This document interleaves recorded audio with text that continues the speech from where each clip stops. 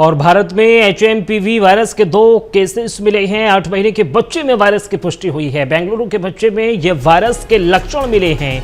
3 महीने की बच्ची में भी वायरस की पुष्टि हुई है। संक्रमित बच्चे की कोई ट्रैवल हिस्ट्री नहीं बताई जा रही है। तो तमाम जो अब ये केसेस हैं वो भारत में भी मिलने शुरू हो गए हैं। 3 महीने की बच्ची में वायरस की पुष्टि हुई। संक्रमित बच्चे की कोई भी ट्रैवल हिस्ट्री नहीं है।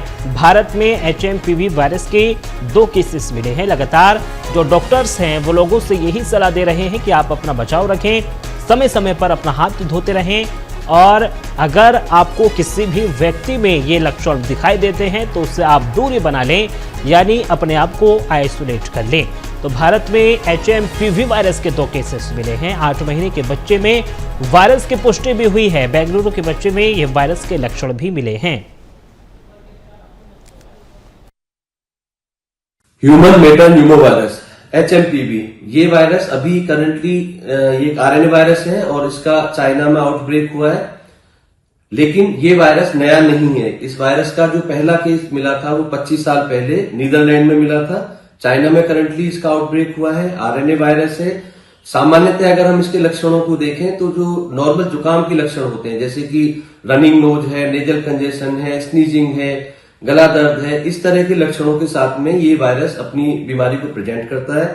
आमतौर पर इस बीमारी का जो इंक्यूबेशन पीरियड है, इंक्यूबेशन पीरियड मतलब एक आदमी से दूसरे आदमी में संक्रमित होने के बाद में जब उस आदमी के शरीर में लक्षण पैदा करता है, वो जो टाइम है वो लगभग 3 से 6 दिन का है।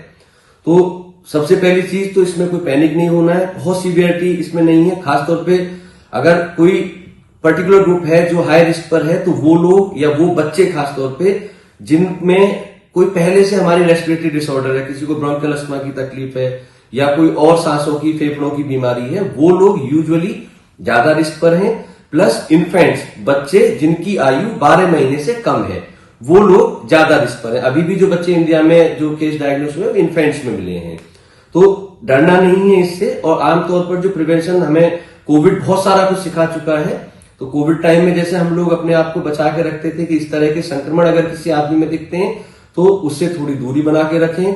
उसकी जो ड्रॉपलेट इन्फेक्शन है बेसिकली ये, तो जिसमें कोई आदमी छींक रहा है, खांस रहा है, उससे उचित दूरी आप बना के रखें।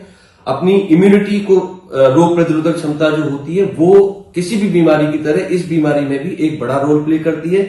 इम्यूनिटी अपनी स्ट्रांग रखें, प्रॉपर हाइड्रेशन शरीर का रहे, नींद पूरी रखें और तनाव ना लें। एक और विशेष चीज जो इसके साथ में, इसकी वैक्सीन अभी तक अवेलेबल नहीं है, तो पैनिक नहीं होना, लेकिन हाँ ध्यान रखना है।